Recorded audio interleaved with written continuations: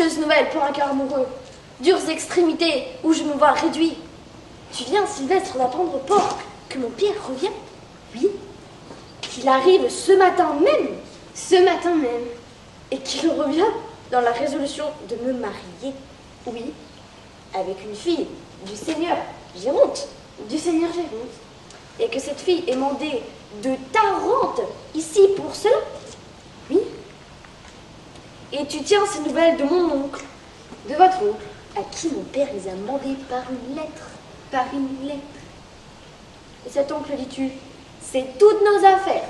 Toutes nos affaires. Ah, parle si tu veux, et ne te fais pas de la sorte arracher les mots de la bouche. Qu'ai-je à parler davantage? Vous n'oubliez aucune circonstance et vous dites les choses tout justement comme elles sont. Conseille-moi, du moins, et me dis ce que je dois faire dans cette cruelle conjoncture. Ma foi, je m'y trouve autant embarrassée que vous et j'aurais besoin que l'on me conseille à moi-même. Je suis assassinée par ce maudit retour. Je ne suis pas moi. Lorsque mon père apprendra les choses, je vais voir fondre sur moi un orage soudain d'impétueuses réprimandes. Les réprimandes le sont bien.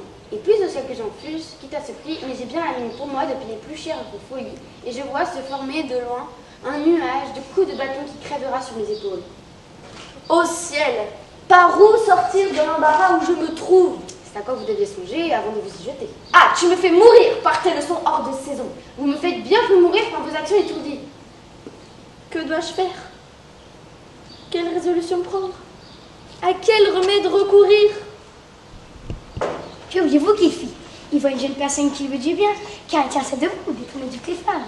Il la trouve charmante, lui rend des visites, lui compte des douceurs, supplie galamment, fait le passionné, elle s'en sa poursuite, il pousse sa fortune. Et voilà surpris avec elle, qui la force à la main le contrainte de l'épouser. La bille forte que voilà. Mais c'est vous voulu que laisser tuer? Il vaut mieux encore être marié qu'être mort. On n'a même pas dit que l'affaire se serait ainsi passée. Demandez-lui plutôt, il ne vous dira pas le contraire. Est-ce par force qu'il a été marié? Oui, monsieur. Voudrais-je mentir?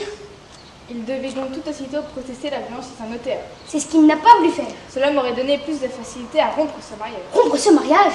Oui. Vous ne le romprez point. Je ne le romprai point. Non. Quoi? Je n'aurai pas pour moi les droits de père et la raison de la violence qu'on fait à mon fils. C'est une chose dont il ne sera pas d'accord. Il n'en demeurera pas d'accord. Non. Mon fils? Votre fils. Voulez-vous qu'il confesse qu'il était capable de craindre par force qu'on lui fait faire les choses? N'a garde à cela, ce serait se faire tort, ce serait indigne d'un père comme vous. Je me moque de cela. Il faut pour son honneur et pour le vôtre qu'ils disent dans le monde que c'est de bon gré qu'il ait épousé. Et je veux moi, pour mon honneur et pour le sien, qu'il dise le contraire. Non, je suis sûre qu'il ne le fera pas. Je l'y forcerai bien. Non, vous dis-je. Il le fera, ou je le déshériterai. Vous? Moi. Bon. Comment bon? Vous ne le désirerez point. Je ne le déshériterai point. Non. Non? Non.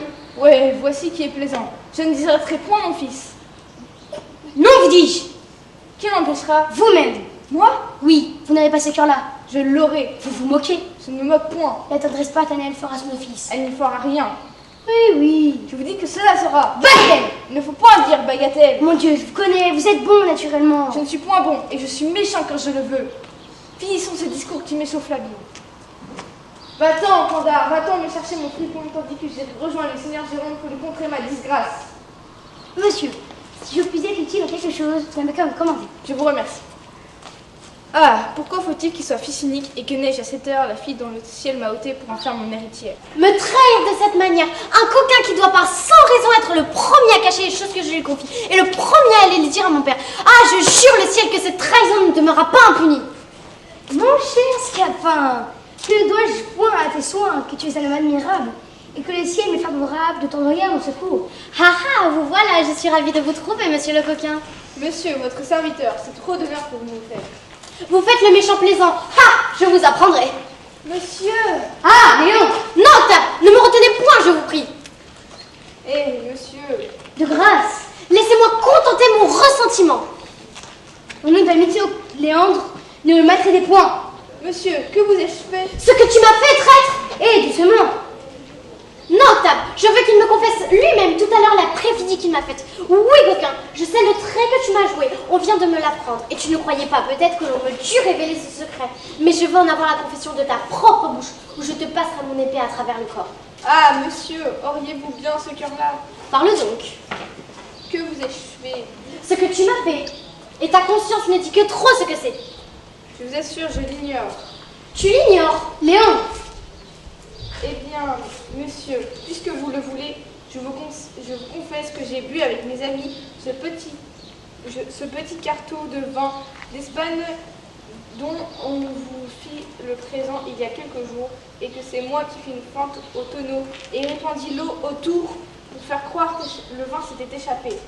C'est toi, coquin, qui a été cause que j'ai tant querellé la servante croyant que c'était elle qui m'avait fait ce mauvais tour. Oui, monsieur, je vous en demande pardon. Je suis bien aisée d'apprendre cela, mais ce n'est pas l'affaire dont il est question aujourd'hui. C'est une affaire qui me touche bien plus que cela. Ce n'est pas cela, monsieur? Non, mais je veux en avoir la confession de ta propre bouche. Monsieur, je ne me souviens pas d'avoir fait autre chose. Ah, fâcheuse nouvelle pour un cœur amoureux. Dures extrémités où je me vois réduite. Tu viens, Sylvestre, d'apprendre au port que mon père revient. Oui, Qu'il arrive ce matin même. ce matin même.